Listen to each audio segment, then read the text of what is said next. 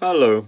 It's time to admit, says Olga Skabayeva, that the special operation in Ukraine is over and a new war has begun. And another one of the television cronies has said that Russia will stop at nothing, probably going as far as Stonehenge to demilitarize NATO and the countries that are threatening the stability of the world. Of course, none of these people have actually got the power to speak with authority from the Kremlin, and I suspect this is literally an exercise to test the ground. But it's disturbing. It's also repetitive. We've already heard Skabayeva making these announcements about World War III before. So in a way, it's just words, words, words.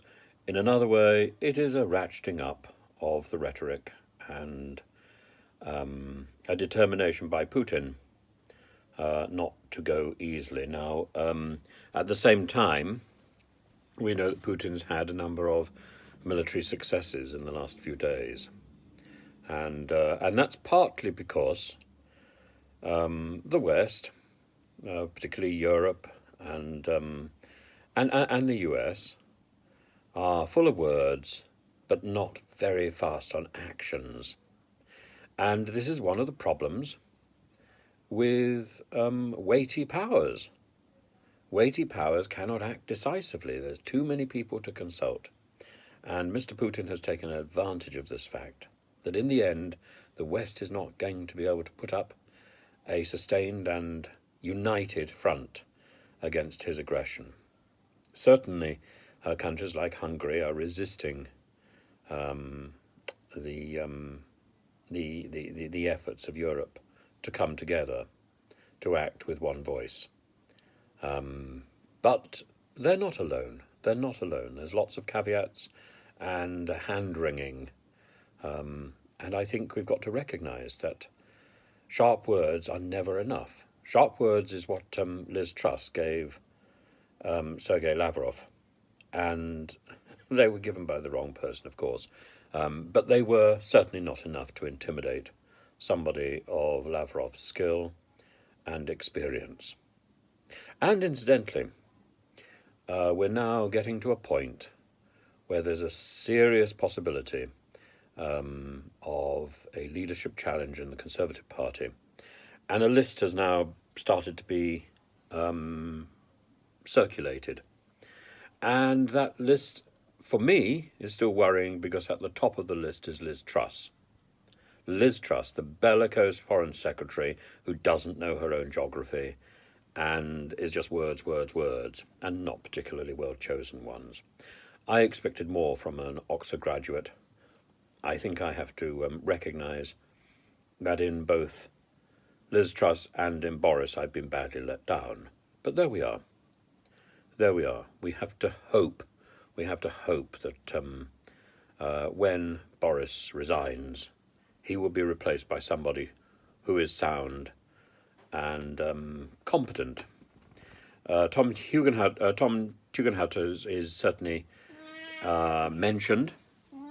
I think that's a pipe dream. I don't think he has the experience to take on the top role mid-government. That has to go to somebody who's been sitting around the cabinet table. That also, I fear, may well rule out Jeremy Hunt. Jeremy Hunt, the man who gave spoonerism a serious run for its money and a revival. I find it unlikely that he's going to be the next Prime Minister. But if he were, he would probably be one of the better choices. Penny Mordaunt is another choice. I think she would be quite sound. But as I say, what we should have done, or what Boris should have done if he'd actually had an ounce of sense, which I'm afraid he hasn't. He seems to be so self-inflated. So self-inflated. I don't know how you do that, but anyway, so full of himself that he hasn't really stopped to reflect on his place in history. His place in history will be beneath Mrs. May, and I think it's not a good place to be. And he will have no redeeming features at all. To get Brexit done, I don't know whether that's necessarily a positive. Did he achieve that? Well, no. He just wore everybody down to the point that we just really couldn't resist any longer, and nor could anyone else. Mrs. May will go down as somebody who had some element of credibility. Boris has none. He had a lot of promise, and he has failed. And indeed, even during COVID, there was a point at which the charisma returned, and he commanded the stage. Even when he went to Ukraine, he commanded the world stage.